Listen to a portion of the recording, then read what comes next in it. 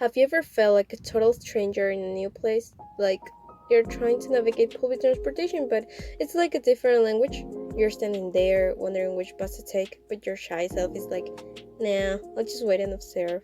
And then you think about asking for help, but your staring gets in the way. Chutas de play. Or even worse, you don't know these new terms and maps and all of these type of buses. You wanna know how you can be the best bus taker ever without feeling shame and without taking away all the opportunities and benefits you can have through this? Hi, my name is Valentín, and this is a general guide for public transportation here in Toronto. I've put my personal experience and also I searched everything you should know and summarized it in this 5-minute video. Let's get started! The first thing you should have that is pretty important is your Presto card. It's simpler and makes you save money. If you're in a rush or you don't have cash, Presto is a good fit for you. You can buy a physical card on the fare vending machines at all TTC subway stations or in shoppers for $4. You can save even more money with the advices I will tell you in the next point. There are 3 options. The first one, which is just recharge on a fare vending machine or in the app, autoload, which you can choose the amount of money you want to enter, and then if the balance falls below the minimum, which you also choose, will recharge automatically. You can use it with your credit or debit card, and the alternative one, which monthly you will pay a price and you will take the bus how many times you want.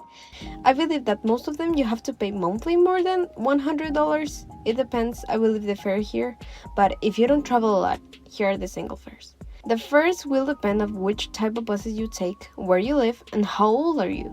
Even if you use cash, single fare, or a plan of Presto, the TTC single fare for an adult is $3.35 and $3.30 with Presto. If you have a child who's under 12, the service is free in TTC. Now, you know how to pay and which buses you have to take, but what about the terminology in the maps? When you first came, you saw all these red, blue, or green buses. All of these stops with numbers on it, or even when you go to malls and there's one section to take the train. As someone who only knew these terms in Spanish, I think you will be fine with this. It's quite simple. I would say that there are 2 types of public transportation, the trains and the buses, with a subcategory which is the streetcars, and you will take them either in a bus station or a subway, which is all over Toronto. There are 3 lines, the line 1, which covers north and south, line 2, which is an intersection that covers east to west, and line 4, which is also east to west but it's in Shepherdyoung and it's smaller. For some, if not all the stations, have at least near connections with buses or streetcars, so you won't have to walk too much. Talking about the streetcars, in Toronto, at least in downtown and those areas, will be always red. You can see what bus is coming in the bus stop with a number inside of a red square, and also if a blue bus is coming. The number inside of it isn't really official due to they create new routes, so you're gonna have to learn from navigation maps.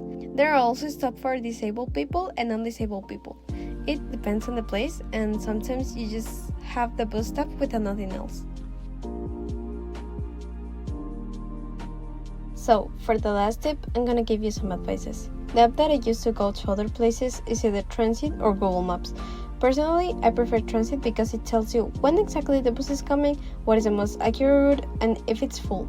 Sometimes it could be wrong, but it depends on how long the trip is, or even if it fails out of nowhere.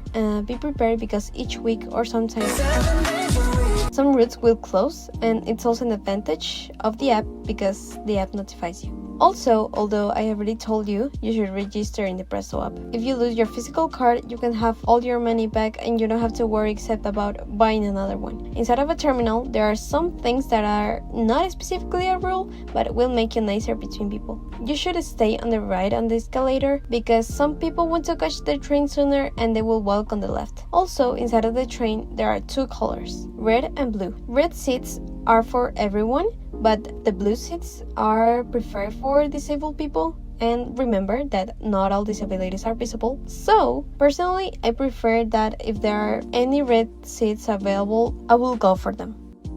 And I think this is it.